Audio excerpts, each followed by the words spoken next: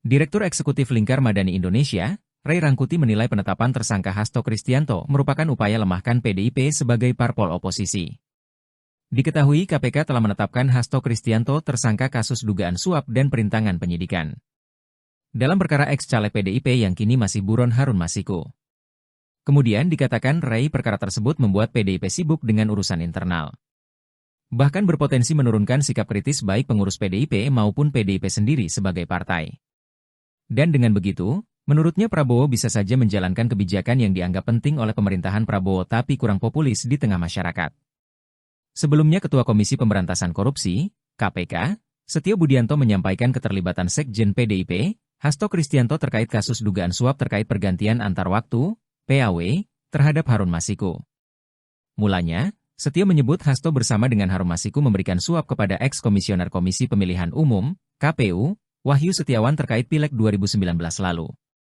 Setio mengatakan Hasto meminta agar Harun Masiku ditempatkan pada daerah pemilihan, Dapil, Sumatera Selatan meski yang bersangkutan berdomisili di Toraja, Sulawesi Selatan. Dalam raihan suara, Harun Masiku kalah dengan calon legislatif, caleg, PDIP lainnya yaitu Rizky Aprilia.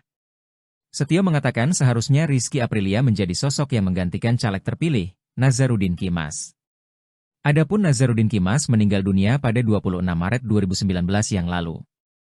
Namun, kata Setio, ada upaya dari Hasto untuk memenangkan Harun Masiku lewat beberapa upaya yang dilakukan. Pertama, Hasto melakukan pengujian konstitusional atau judicial review ke Mahkamah Agung, MA. Setelah dikabulkan, ternyata KPU tidak melaksanakan terkait putusan judicial review Hasto yang dikabulkan oleh MA. Hasto, kata Setio, lantas mengajukan permintaan fatwa kepada MA.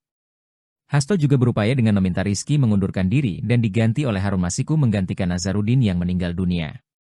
Namun, kata Setio, permintaan Hasto itu ditolak oleh Rizky.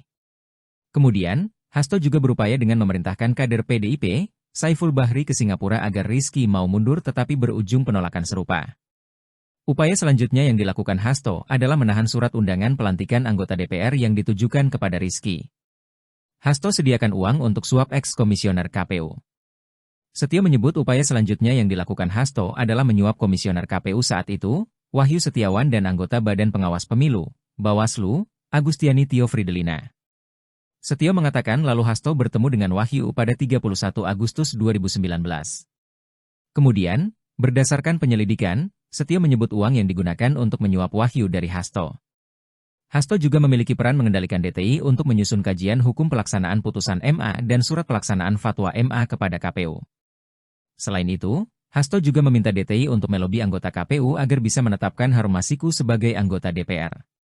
Atas perbuatannya ini, Hasto dijerat dengan pasal 5 ayat 1 huruf A atau huruf B atau pasal 13 UU nomor 31 tahun 1999 tentang pemberantasan tindak pidana korupsi, sebagaimana telah diubah dengan UU nomor 20 tahun 2021 tentang perubahan atas UU nomor 31 tahun 1999 tentang pemberantasan tindak pidana korupsi Yungto pasal 55 ayat 1 pertama.